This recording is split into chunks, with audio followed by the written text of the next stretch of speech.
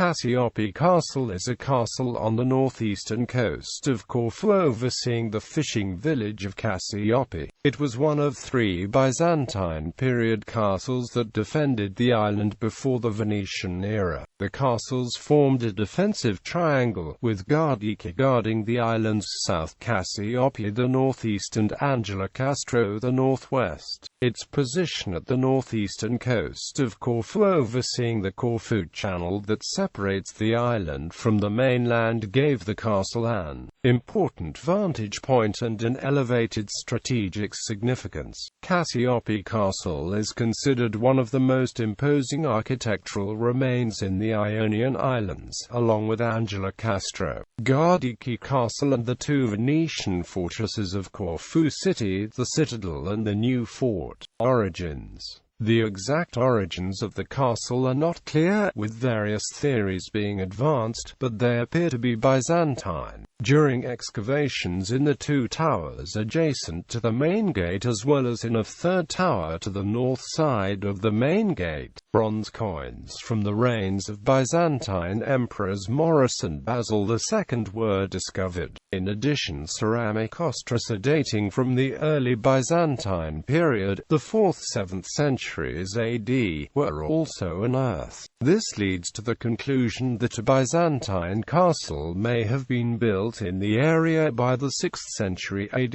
a date which is several centuries earlier than the currently estimated date of the present castle's construction. History. In 1081, Count Bohemond of Taranto conquered the castle at the start of the first Norman invasion of Greece. In 1084, the fortress fell into the hands of Alexios I Komnenos after he defeated the Norman fleet following 3 naval battles in the Corfu Channel. In 1267 the Angevins took over the castle, and in 1386 the castle fell to the Venetians after some initial resistance, destruction and neglect by the Venetians. The Venetians ordered the destruction of the castle because its defenders resisted the takeover of Corfu in 1386 and did not willingly surrender. The Venetians subsequently dismantled it, fearing it could be captured by their enemies, or by the locals, and used against them. Even in later times they did not repair or maintain it, in contrast to their efforts at strengthening Angelokastro and the old fortress of Corfu. The consequence of the Venetian action was that during the Turkish sieges of Corfu in 1537 and 1716 the local people who could not escape were slaughtered or enslaved. There is also evidence provided by famous Venetian architects Michele Santmicheli and his son Giangirolamo Santmicheli that,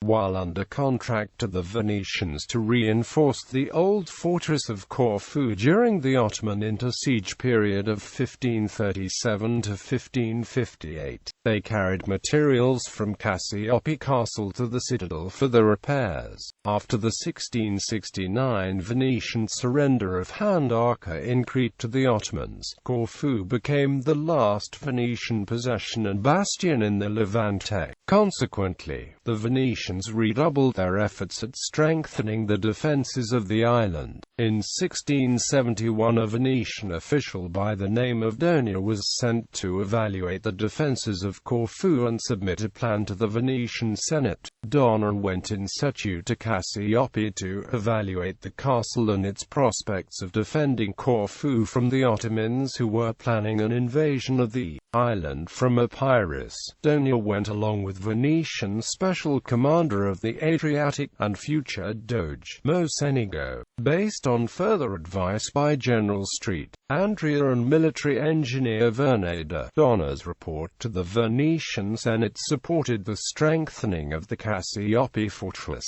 Despite Donia's advice, the Venetians abandoned all plans of defending Kassiopi. A century after the castle's destruction, folktales developed of fire-breathing dragons who had destroyed the castle and poisoned the people of the village. The genesis of these myths is attributed to the impression the use of black powder and explosions made to the area residents who were unfamiliar with these advances in military warfare. Following the Second Great Siege of Corfu in 1716, the Venetians finally decided to rebuild the castle, although the local population had already moved to other places including villages on the highlands of Mount Pantocrator. Architecture. The main gate of the castle is protected by strong four walls. This arrangement is similar to other castles and structures found in Epirus, such as the Castle of Riza and the Monastery of Kato Vasiliki. The perimeter of the castle has a length of 1.073 kilometers and is of a quadrilateral shape with 19 strong towers of alternating circular and rectangular cross-sections guarding the walls and runs in the southwest-northeast direction. The interior of the castle has an area of 35,177 square meters and is empty of any structures, although filled with olive trees.